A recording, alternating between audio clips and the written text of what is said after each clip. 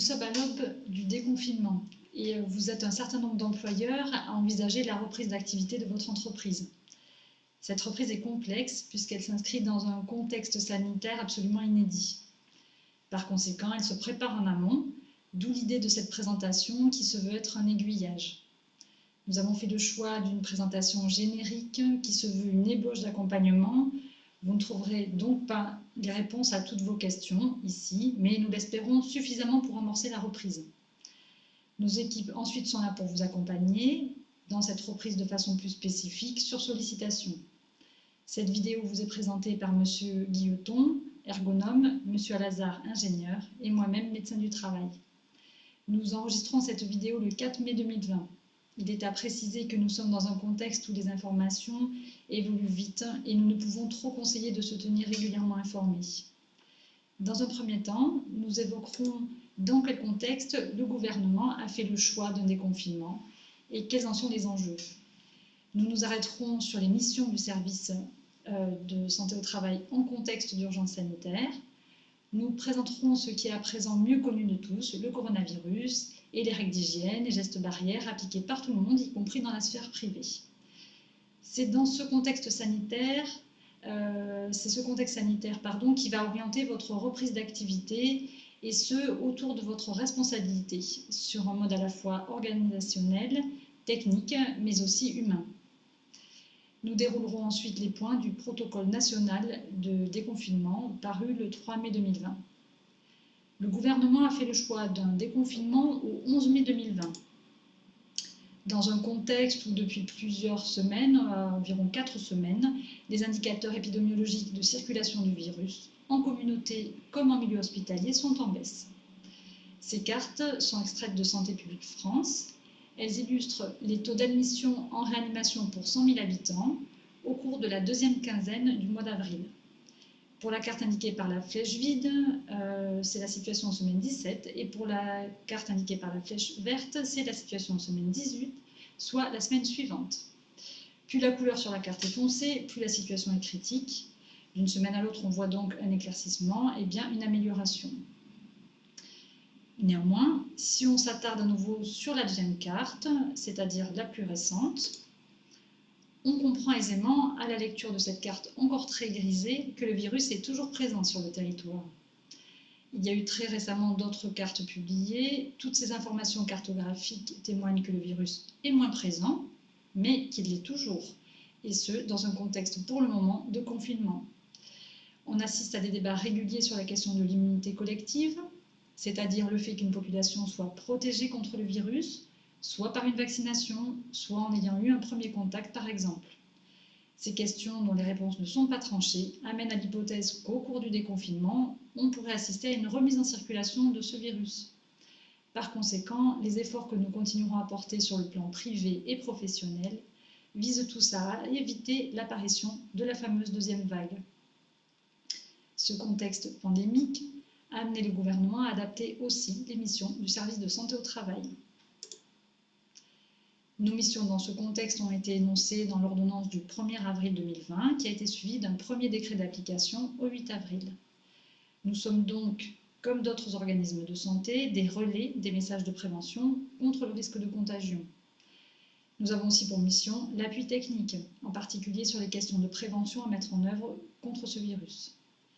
Cet appui technique qui peut être individualisé, peut être réalisé soit par des interventions sur site si cela s'avère nécessaire et que les conditions de sécurité sont remplies, soit à distance.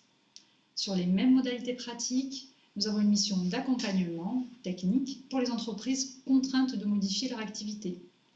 Cette mission d'accompagnement est double et comprend aussi une partie médicale, avec une adaptation des visites médicales dont certaines catégories sont désormais reportables. Les reports se font dans certaines conditions, d'autres visites ne sont pas reportables. C'est par exemple le cas des embauches pour les salariés déclarés en CIR, suivi renforcé, ou les visites information de prévention initiale pour une partie des salariés déclarés en suivi adapté. Vous retrouverez les détails de ces informations en naviguant sur le site internet du service. Les visites ont lieu quand cela est possible en consultation à distance. Certaines situations ne le permettent pas, soit parce qu'un examen médical physique est requis, soit parce que des examens complémentaires sont nécessaires. Dans ces cas, nous accueillons les salariés sur site, toujours sur convocation. Toutes les prises de contact se font au préalable sur rendez-vous téléphonique, sur prise de contact téléphonique initialement. Nous continuons de répondre par téléphone aux questions des salariés qui le souhaitent sur les questions de potentielle fragilité eu égard au Covid-19. Sur ce point, vous avez dû recevoir un document de l'assurance maladie au sujet des personnes dites fragiles. Ce document, vos salariés doivent pouvoir en prendre connaissance et vos médecins du travail sont à disposition pour répondre à leurs interrogations.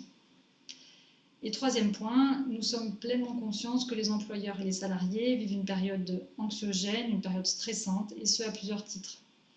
Nous avons en place une cellule d'écoute sur les heures d'ouverture du service, à la fois pour le personnel salarié, mais bien sûr aussi pour les dirigeants non salariés. Sur la question des tests, évoquée dans l'ordonnance du 1er avril, à ce jour, il n'y a pas de décret d'application. La dernière intervention de notre Premier ministre laisse présager que les services de santé au travail ne seront pas, en tout cas dans l'immédiat, sollicités de façon directe à ce titre. Nous restons néanmoins vigilants à l'actualité et à l'évolution des consignes que l'on reçoit de la part du gouvernement.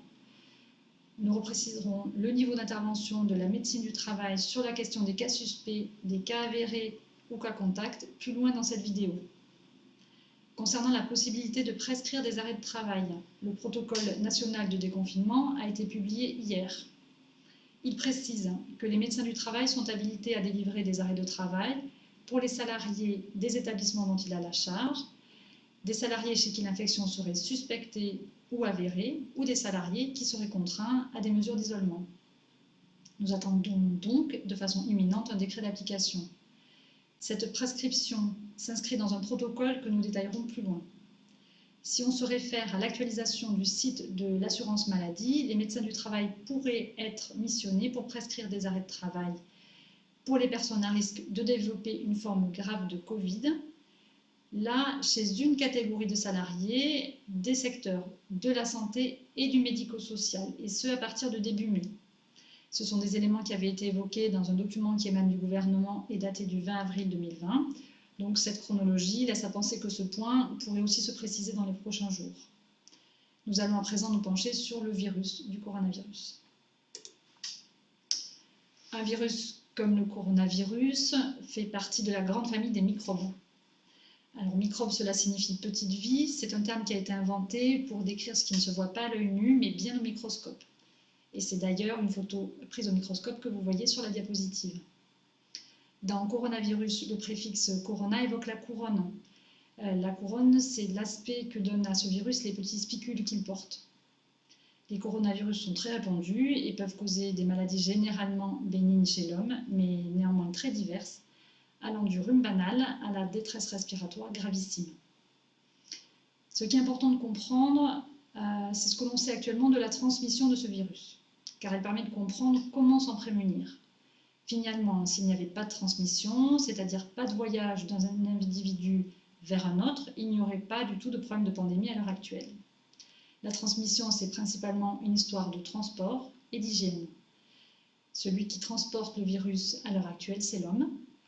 Il transporte et donc contamine quand il est au contact d'autres hommes. Cette transmission se fait par l'intermédiaire de gouttelettes. Alors ces gouttelettes, d'où viennent-elles? Elles viennent des voies aériennes supérieures, donc de la trachée à la bouche en passant par la gorge et le nez. Elles sont générées par la toux, les éternuements et la parole, donc les postillons d'une personne infectée. La question d'une transmission via aérosol. En simplifiant, on pourrait dire donc par une sorte de brouillard respiratoire plutôt que de bruine, de type toux, éternuement ou postillon. Cette question d'aérosol a fait débat. C'est un virus émergent, donc nouveau, dont il n'a pas encore été fait tous les contours. On peut dire que la prudence est de mise. Ce que l'on sait également, c'est que comme pour d'autres virus, le coronavirus peut être aussi transporté par des mains ou par l'intermédiaire d'un support inerte, souillé par les mêmes sécrétions. Le virus ne pénètre pas la peau, la contamination ne se fait pas à travers la peau, mais par la peau. La main sert donc de transporteur. On voit sur cette diapositive une boîte de pétri, c'est une expérience assez classique. Le sujet lave ses mains, touche un objet, donc ici c'est une poignée de porte. Il met son empreinte sur une gélose et puis on met en culture. Donc on attend que ça pousse en fait. Les micro-organismes qui poussent là sont soit ceux qui n'ont pas été éliminés au moment du lavage, soit ceux qui ont été récupérés de la poignée de porte, soit un peu des deux. Si on revient au coronavirus, c'est bien un problème de portage, c'est-à-dire que le virus est transporté du visage d'une personne infectée vers un support, main ou un support inerte, et puis déposé. Dans l'autre sens, quelqu'un d'autre peut le récupérer de ce même support avec ses mains et se trouver infecté en se touchant le visage. C'est ce que l'on appelle le manuporté, ce qui est véhiculé, donc transporté par les mains. Nos mains, en fait, bien que d'apparence propre, sont chargées de micro-organismes totalement invisibles. De ce fait, on comprend que l'hygiène est un point crucial et que de ce point de vue-là, on a deux ressources principales. La première ressource, ce sera le masque pour se protéger mutuellement des postillons, de la toux, des éternuements. Bien sûr, la question du masque sera importante en fonction de l'activité professionnelle dont on parle.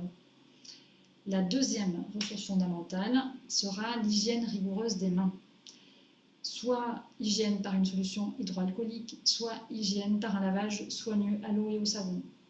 Vous avez des documents à disposition sur le site du service. La question des gants est plus épineuse. Les gants peuvent donner la fausse impression d'être bien protégés. Mais en fait, des gants peuvent finalement tout à fait participer à une contamination. Avec des gants souillés, on peut transporter des micro-organismes, tout comme avec des mains non lavées ou des mains non désinfectées. Donc, une bonne hygiène des mains pourrait être préférable à des gants portés au visage ou portés sur de multiples surfaces, par exemple. Néanmoins, les gants sont bien sûr indispensables pour certaines activités. Ils doivent être bien mis sur des mains propres et retirés correctement. Ces moyens, bien sûr, sont en plus de, et ne dispensent en aucun cas, à la fois de la distanciation sociale et des autres mesures ou gestes barrières. Toutes ces mesures visent à limiter les contacts entre individus, le passage du virus d'un individu à un autre. Et ces réflexes seront à garder en entreprise. Pour l'ensemble de la mise en œuvre des autres moyens de prévention, la responsabilité en incombe aussi à l'employeur. Monsieur Alaza va développer cette partie. Donc bonjour à tous, Thibault Lazare, je suis ingénieur hygiène sécurité au service de santé au travail dans le Tarn à Lille. Donc concernant cette partie responsabilité de l'employeur, l'employeur est tenu par la loi de prendre toutes les mesures nécessaires pour assurer la sécurité et protéger la santé physique et mentale de ses salariés. Ça, c'est ce que nous dit le Code du travail. Dans le cadre de la prévention de ce risque Covid, donc plusieurs choses à faire. La première, prendre des mesures de prévention.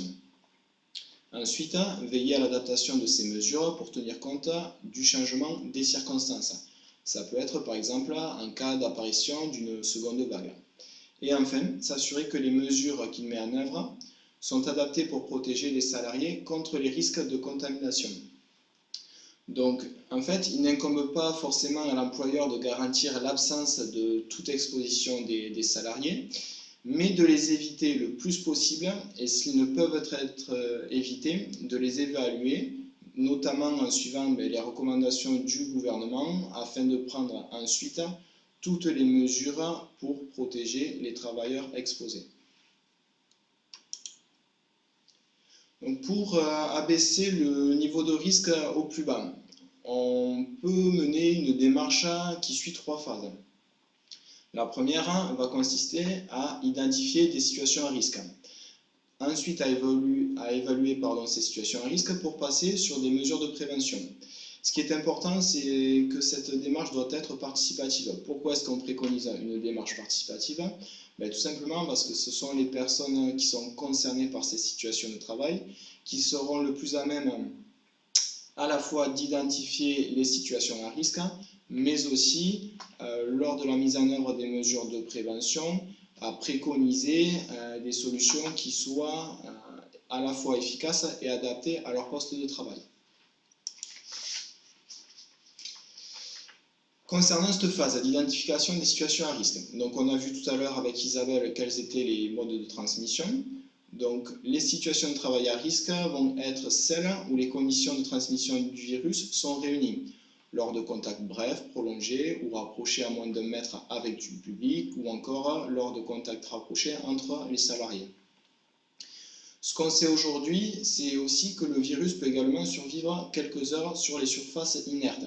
Donc, concernant cette spécificité, il faudra porter une attention particulière sur les phases de nettoyage et de désinfection. La phase d'évaluation maintenant.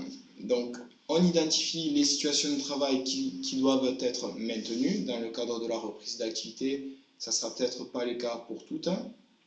Si par exemple il y a des activités ou des tâches qui sont suspendues.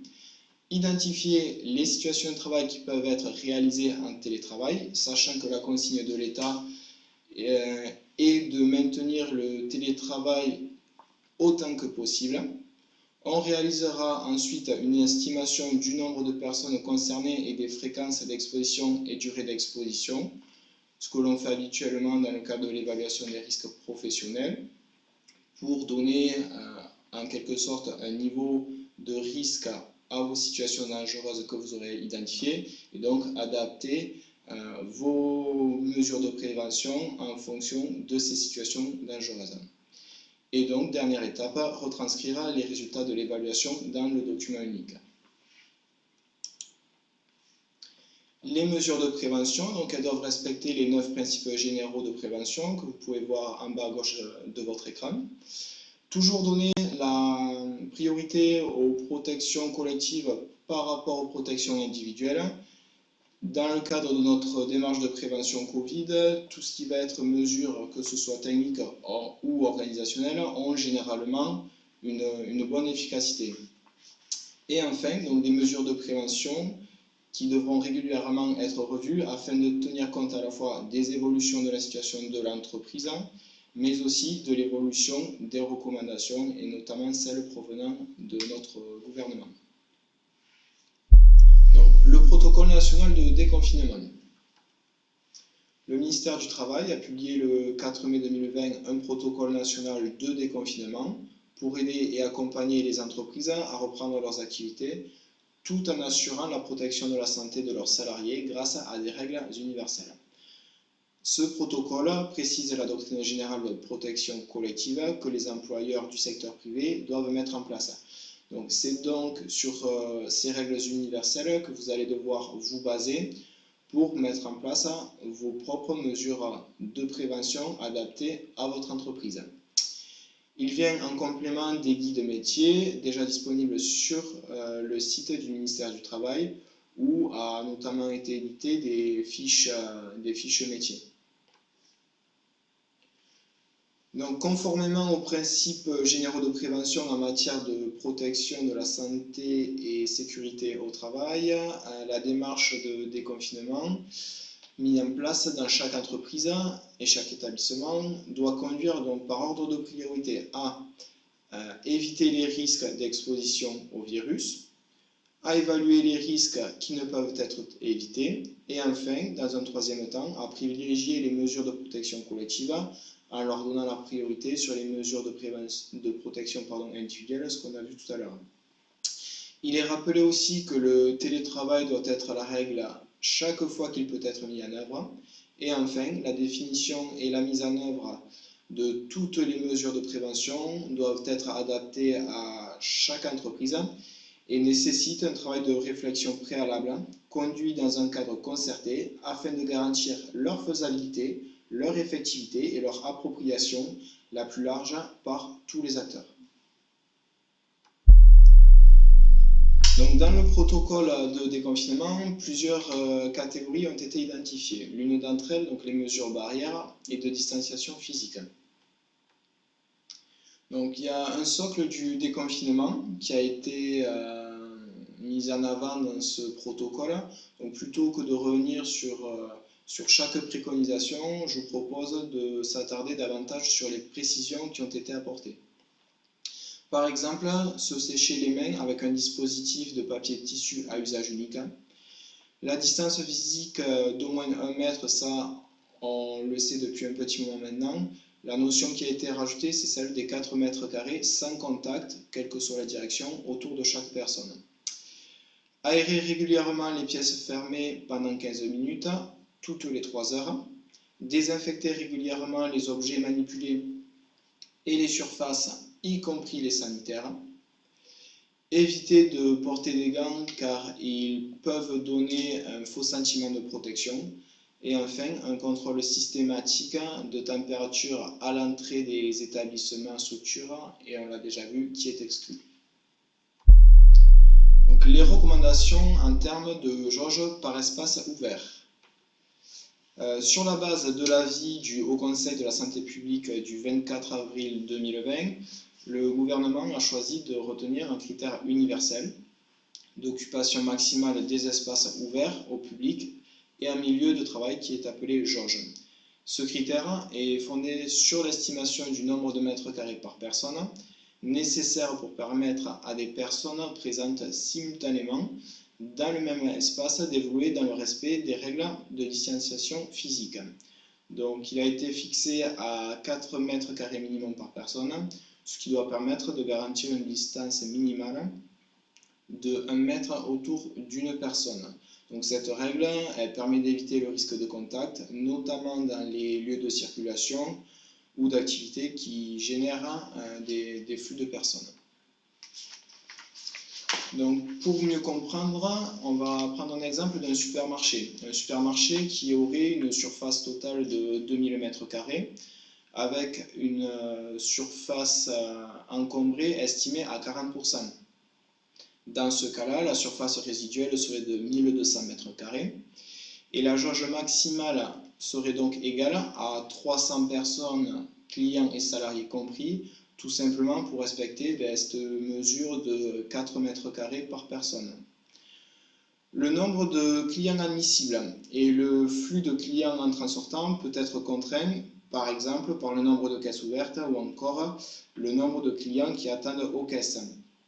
Donc, pour cela, un coefficient réducteur apprécié par le responsable de l'établissement peut alors s'appliquer au calcul précédent et ainsi abaisser la jauge maximale. Pour les établissements d'une surface résiduelle de plus de 40 000 m², l'ouverture est là conditionnée à l'autorisation du préfet.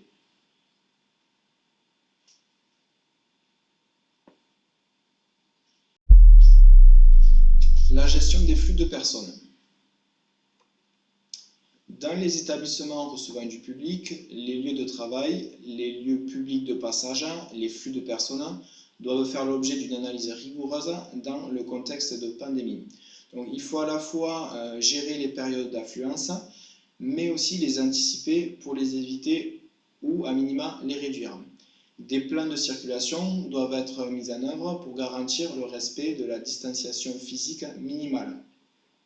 Donc ceci, que ce soit dans des lieux clos et exigus ou dans des espaces ouverts, mais toujours sous une forme incitative plutôt que contraignante.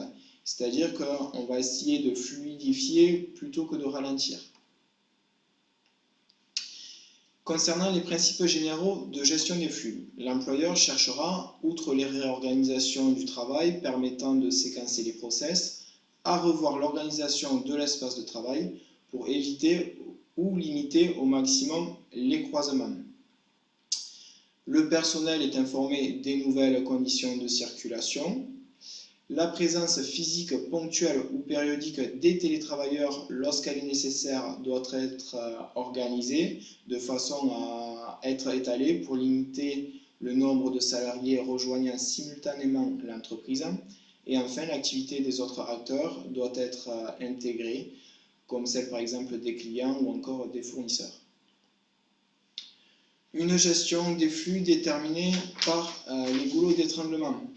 L'accessibilité du lieu de travail conditionne l'ensemble du processus de gestion des flux. Par exemple, dans un siège d'entreprise en immeuble de grande hauteur, si les 3 cabines d'ascenseur ne peuvent transporter en respectant les distanciations physiques que 2 personnes, cette contrainte va conditionner les modalités d'organisation et donc les mesures de prévention que vous pourrez mettre en œuvre. Il convient donc d'identifier l'ensemble des phases du processus d'arrivée dans l'entreprise pour identifier et prévenir les goulots d'étranglement.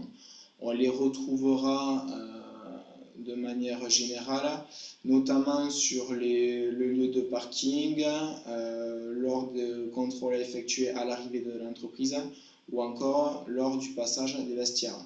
Donc le travail consistera à chaque fois à déterminer quelles sont les contraintes et comment on peut y répondre.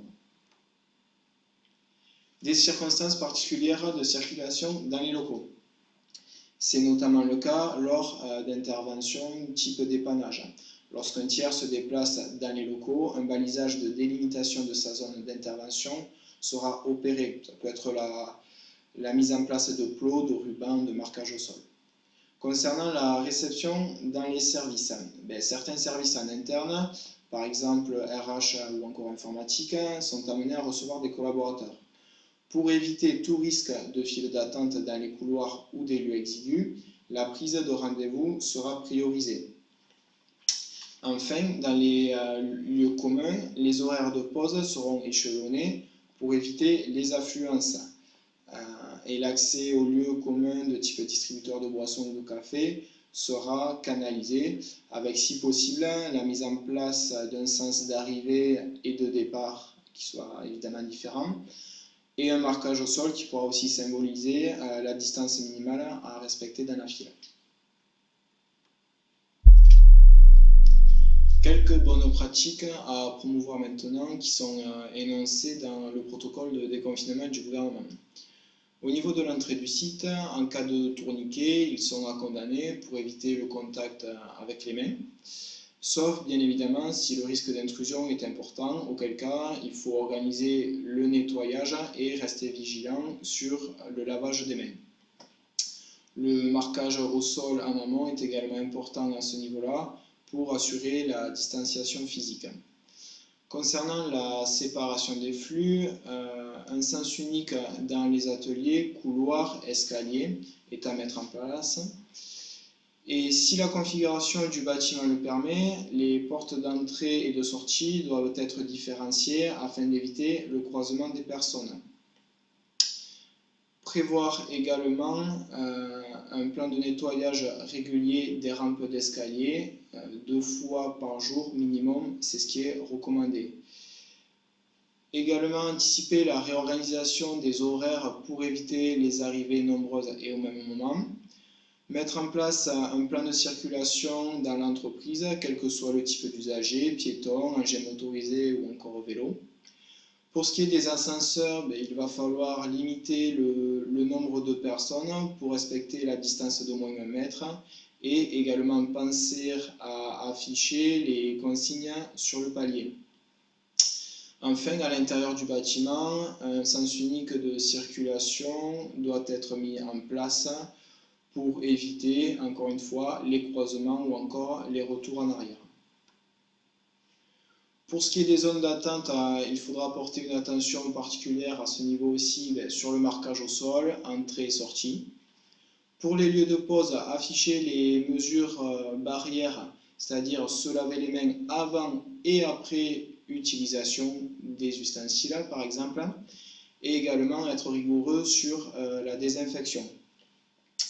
Concernant les locaux communs, salles de réunion ou sociaux, déterminer le nombre maximum de salariés présents dans le local, prévoir un dispositif permettant de connaître le nombre de personnes à l'intérieur, et enfin laisser, si possible, les portes ouvertes. Sauf, évidemment, s'il s'agit de portes coupe-feu non équipées de dispositifs de fermeture automatique. Pour ce qui est des bureaux, on va privilégier une personne par bureau et attribuer un poste fixe durant cette période de pandémie. Pensez également à intégrer le parking dans les mesures de prévention. On a vu qu'il pouvait s'agir d'un endroit où des situations à risque peuvent advenir. Je pense là notamment au respect des mesures de distanciation physique qui peuvent être parfois un peu plus complexes à mettre en œuvre. Et enfin, concernant l'accueil des intervenants et extérieurs, transmettre au maximum les infos en amont et accompagner les intervenants pour s'assurer du respect des consignes. Bonjour, donc nous allons voir les équipements de protection individuelle. D'une façon générale, alors, l'utilisation des équipements de protection individuelle sont à utiliser en dernier recours. Uniquement quand il n'est pas possible de mettre en place des mesures de protection collective ou que les mesures de protection collective ne suffisent pas à protéger le salarié. Donc pourquoi un peu ces restrictions? Donc l'efficacité d'un EPI est conditionnée par son utilisation optimale. Et si l'utilisation n'est pas forcément optimale, ça peut procurer un sentiment indu de protection. Et bien entendu, les EPI restent un complément pour les mesures de protection collective et ça ne remplace pas dans tous les cas les mesures de distanciation sociale et les gestes barrières. Donc, concernant l'utilisation des masques. Alors, le masque est obligatoire quand les mesures organisationnelles et techniques ne permettent pas de garder cette distanciation sociale d'1 mètre. Donc, il faut réaliser son choix de masque en fonction de son évaluation des risques. On verra juste après les différents types de masques qu'il existe. Néanmoins, même si les gestes barrières peuvent être mis en place dans une entreprise, l'employeur peut décider de généraliser le port de masque au sein de son entreprise. Donc, on va voir notamment sur les différents types de masques. Pardon. Donc, on a les masques chirurgicaux et les masques de type FFP2 et 3 qui sont réservés à un usage médical. Pour les masques de type FFP1 et les masques alternatifs, les masques dits barrières, donc il y a une possibilité d'utiliser en entreprise. Donc, les masques alternatifs de type barrière, 2 catégories ont été créées. Une de masques individuels à usage et professionnel qui sont en contact avec du public, et une autre pour la catégorie 2 qui est un masque à visée de protection collective. Ça, c'est aussi un ensemble d'un collectif porte ce masque. Donc, pour l'utilisation des masques, bien sûr, il faut entretenir son masque en fonction des indications données par le fabricant, que ce soit le nombre de lavage, le type de lavage, la température de lavage. Donc ça, c'est important de suivre ces différentes recommandations. Les masques doivent être ajustés pour couvrir la bouche et le nez. Les mains ne doivent pas toucher le masque quand il est porté. Il faut respecter le sens dans lequel le masque doit être porté. Donc bien sûr, la bouche et le nez ne doivent être surtout jamais en contact avec la partie extérieure du masque. Il faut effectuer un lavage des mains après avoir retiré le masque et bien entendu, comme on le répète, ce port de masque ne dispense pas du respect des gestes barrières. Concernant les autres EPI, donc il peut y avoir des gants, des lunettes, des surblouses, des charlottes, qui sont aussi utilisés quand il n'y a pas la possibilité de mettre en œuvre de façon permanente les gestes barrières. Donc, concernant les gants, particulièrement, il y a une recommandation en fait, d'éviter de porter des gants, parce qu'ils donnent un faux sentiment de protection, ils peuvent devenir un vecteur de transmission. Si vous êtes amené à porter des gants, donc il ne faut pas porter les mains gantées au visage. Il faut ôter ces gants en faisant attention de ne pas toucher sa peau avec la partie externe du gant. Jeter ces gants dans une poubelle après chaque utilisation et se laver les mains ou réaliser une flexion avec du gel hydroalcoolique après. Un point maintenant sur le nettoyage et la désinfection. Donc, le nettoyage et la désinfection, donc, il faut établir donc, des fréquences de nettoyage en fonction des différentes surfaces. Donc, pour les surfaces et objets qui seront fréquemment touchés, donc, il est recommandé de faire un nettoyage plusieurs fois par jour. Concernant les sols et les matériels roulants ou les infrastructures, un nettoyage journalier suffit. Pour les situations, pour les réouvertures après confinement, donc bien sûr des recommandations de bien aérer les locaux et de laisser l'eau couler pour évacuer le volume d'eau qui a stagné dans les canalisations. Pour le nettoyage quotidien après réouverture, donc il est préconisé d'utiliser des produits contenant un tensioactif, type savon, détergent, dégraissant, détachant. Ce tensioactif va permettre de dégrader les lipides de l'enveloppe du virus et ainsi l'inactiver. Donc lorsque l'évaluation des risques le justifie, donc avec des risques biologiques notamment, il faut réaliser une opération de désinfection après le nettoyage avec un produit virucide. Donc pour ces opérations, le protocole indique de bien suivre les préconisations de l'ED 6347 de l'INRS qui détaille bien toutes les différentes opérations. Pour le nettoyage, quelques préconisations quand même. Donc ne pas remettre en suspension dans l'air les micro-organismes présents sur les surfaces, bien sûr avec pas d'utilisation de géopression, ne pas secouer le chiffon. Il faut préférer les lingettes pré-imbibées ou à imbiber qui vont permettre d'éviter donc la mise en suspension des micro-organismes. Il faut bien sûr suivre les instructions du fabricant. Pour ce qui est des moquettes, elles peuvent être aspirées avec un aspirateur équipé d'un filtre EPA qui va bien sûr avoir un niveau de filtration qui va éviter donc de répandre les différentes particules et bien évidemment aérer après le nettoyage. Concernant le nettoyage désinfection plusieurs fois par jour, donc des objets des surfaces qui sont régulièrement touchés. Il faut pouvoir le nettoyer avec des lingettes et des bandeaux nettoyants, toujours imbibés de produits donc tensioactifs ou désinfectants.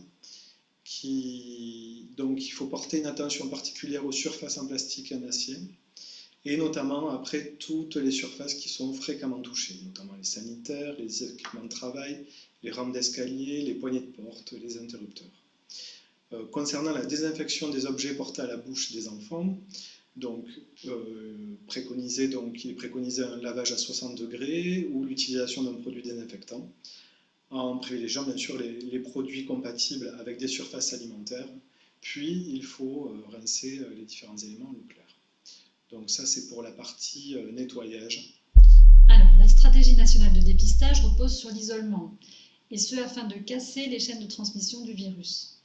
Quand on parle d'isolement, il s'agit des personnes présentant des symptômes de Covid ou des cas rapprochés, autrement appelés les cas contacts. Le gouvernement place là les entreprises à un rôle stratégique puisqu'il est demandé aux employeurs plusieurs points.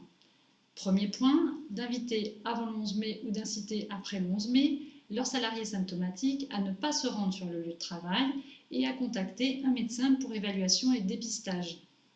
Deuxième point, d'évaluer les risques de contamination sur le lieu de travail et de mettre en place les mesures de protection. Troisième point, de collaborer avec les autorités sanitaires s'ils venaient à être contactés dans le cadre du traçage des contacts de la personne infectée.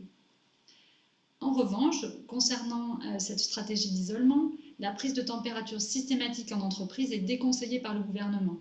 Seule l'autosurveillance des salariés est encouragée, donc le gouvernement fait appel au civisme. Les tests en entreprise, eux, ne sont pas autorisés par le gouvernement. Si on revient sur la procédure concernant les personnes symptomatiques, pour les personnes à domicile, il leur est demandé de ne pas se rendre sur le lieu de travail et de consulter un médecin sans délai, notamment pour se faire dépister sur prescription de celui-ci et s'isoler. Il en va de même pour les personnes avec qui le salarié aura eu un contact rapproché. Pour les personnes qui présentent des symptômes en entreprise, le gouvernement recommande d'isoler la personne dans une pièce dédiée, d'appliquer les gestes barrières, de respecter une distance raisonnable avec elle de 1 mètre et le port de masque grand public ou de préférence chirurgicaux s'ils sont disponibles.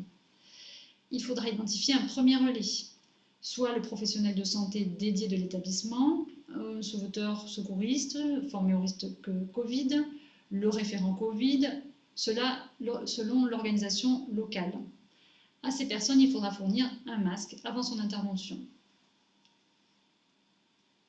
Ensuite, et dans tous les cas, un avis médical est requis, et là, il y a 2 situations. En l'absence de signes de gravité, il faudra contacter sans délai le médecin du travail ou demander à la personne elle-même de contacter son médecin traitant pour avis médical. Si l'absence de signes de gravité est confirmée par un de ces médecins, il faudra organiser le retour à domicile en évitant les transports en commun. Comme on l'a vu précédemment, le gouvernement précise en date du 3 mai que les médecins du travail sont habilités à délivrer les arrêts de travail pour les salariés des établissements dont il a la charge, quand ces salariés sont suspectés d'infection ou reconnus atteints par le Covid-19. ou contraint à des mesures d'isolement.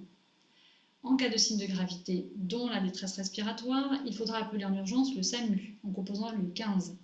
Je ne détaille pas l'ensemble de la prise en charge du secours urgent que vous pouvez retrouver dans le document du gouvernement qui se trouve sur le site internet du service. Après la prise en charge médicale de la personne, il vous faudra prendre contact avec le service de santé au travail et suivre les consignes, y compris pour le nettoyage du poste de travail et le suivi des salariés. Si le cas Covid est confirmé, alors ce seront les acteurs dits de niveau 1 et 2 du contact tracing, autrement appelé suivi des contacts, qui prendront le relais sur ce point, c'est-à-dire le médecin qui a pris en charge le salarié et les plateformes de l'assurance maladie. Les contacts évalués à risque selon la définition de Santé publique France seront pris en charge et placés en quatorzaine pendant 14 jours après la date du dernier contact avec le cas confirmé.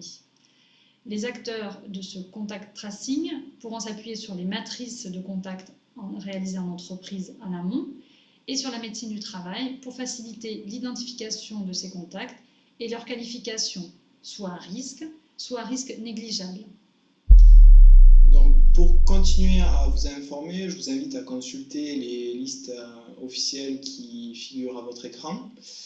Également, pensez à regarder régulièrement le site du gouvernement puisqu'ils mettent à jour fréquemment les fiches conseils métiers. Vous pourrez également découvrir l'ensemble de nos supports à notre adresse www.spstt.fr. Et enfin, pour poser vos questions, ce sera l'adresse info@spstt.fr. Il ne me reste plus qu'à vous remercier d'avoir suivi cette vidéo et à vous souhaiter à tous une excellente journée.